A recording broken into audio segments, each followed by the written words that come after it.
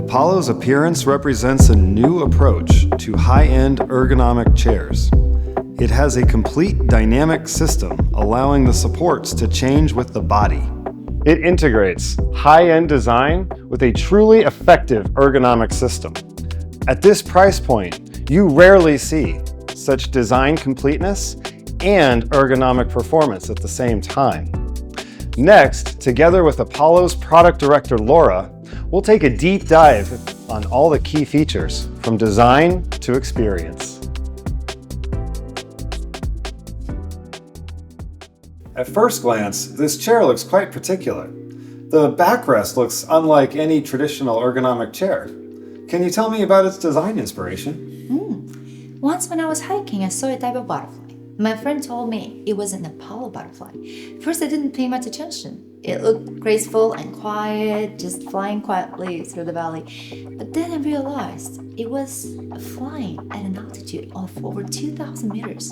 And in such a complex airflow environment, it was still incredibly stable and graceful. At that moment, I was a bit buffed. I began wondering how this stable and elegant yet powerful state is achieved. Later, when designing the ergonomic chair, we started thinking, could we bring that kind of logic from nature into the chair? And the Apollo butterfly became a big source of inspiration for us. We started looking at how its wings are structured, where the center is stable, but the outer edges are thin and flexible, and the shape is overall stretched out. So, while designing the Apollo chair, we created a double wing backrest structure. It looks like two wings up and out. It naturally follows the curve of your spine, but at the same time, it gives you support that's not rigid, but flexible and adaptive. In terms of materials, we also made some upgrades.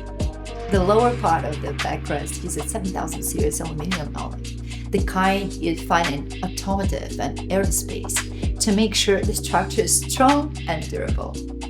But for me, what's more important is still experience. When sitting on it, instead of being propped out a few spots, your back feels fully supported, a bit like a landing on wings. It's graceful and dynamic.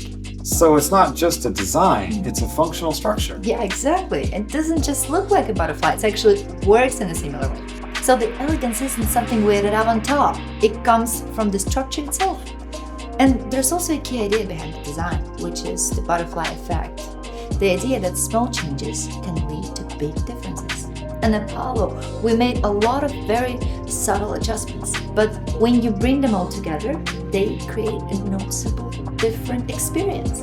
You mentioned the butterfly effect, how small changes can add up to a very different experience. So on Apollo, what were some of those specific design decisions? In fact, the Apollo chair is designed around the core concept, that is, comfort and elegance born from the movement. Start with the support method. Apollo has a core structure, which we call the Glide, a synchronous gliding system. That's really where Apollo differs from most traditional ergonomic chairs. What it does is create a seat back linkage. So when you lean back, it's not just the backrest moving. The seat moves with you as well. This structure has a significant impact on sitting positions and experience.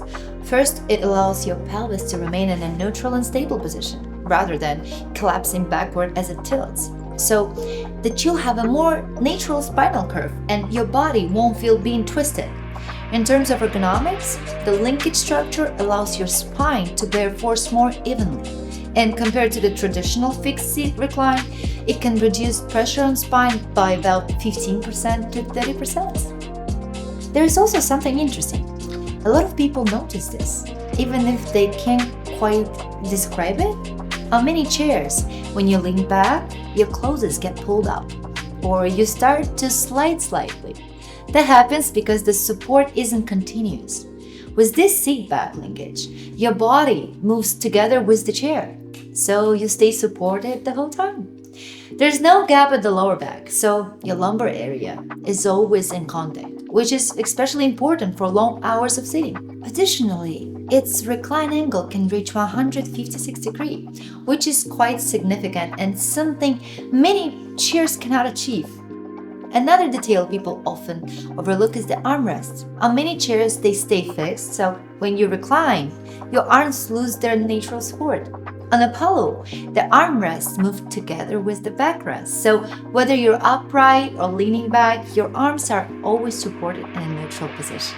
And your upper body can stay relaxed. So from the back to the waist to the arms, this continuous support is what we think of elegance.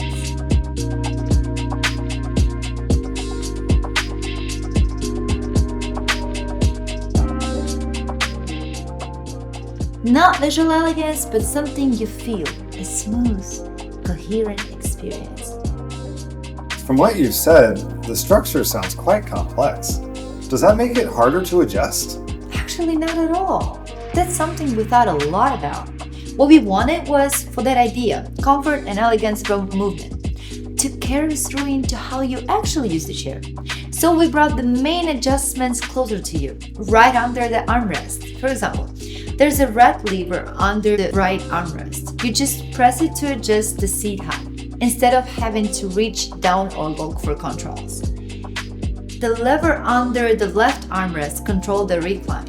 You lean back to a comfortable angle, press it to lock, and if you want to adjust again, just press it once more while leaning back. There are 15 recline levels in total, which can be locked with a maximum angle of 156 degrees. So before, we'd have to reach down to adjust everything, but now I can do it all from here? Exactly. We didn't want users to have to change their posture just to adjust the chair. It should all feel natural. And that's also part of what we mean by born from movement. So one more practical question.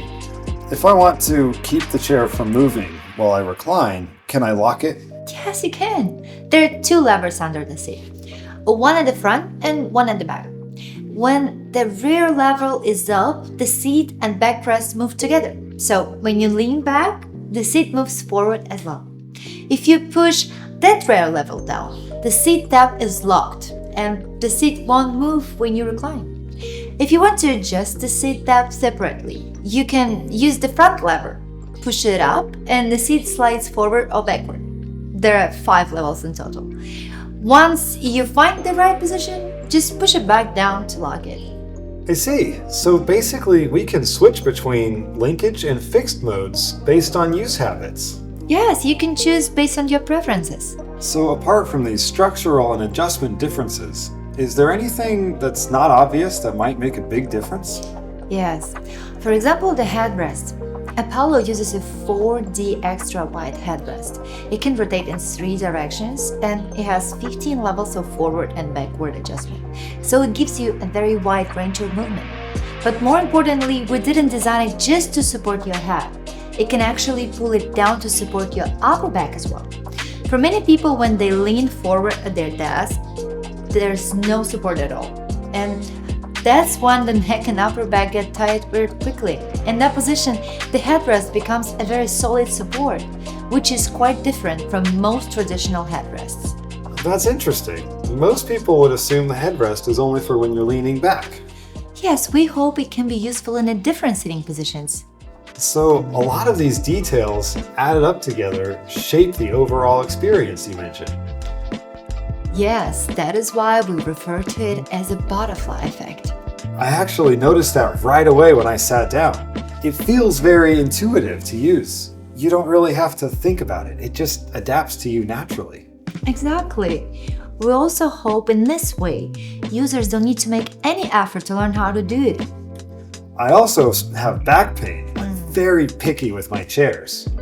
With a lot of other chairs, if I start to sit in them a long time, it feels uncomfortable, or I have to make constant adjustments. But with this one, from the moment I sat down, it felt comfortable. I didn't have to adjust anything. That's what we're aiming for. A chair that naturally adapts to different people and different sitting positions. Well, thank you so much for the interview today, Laura. Thank you. I really enjoyed the conversation. And if you'd like to try one for yourself, please check out the official website. And thank you very much for watching.